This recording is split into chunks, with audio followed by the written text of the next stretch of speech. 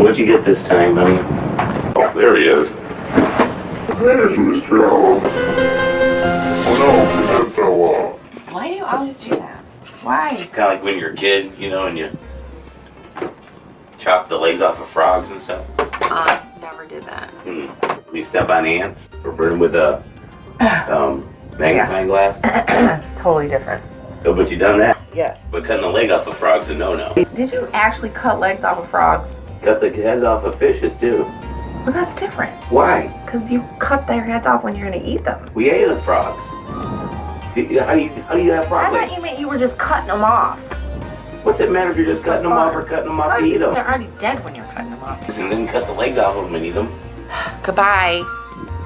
See the wonderful conversations that we have all the time?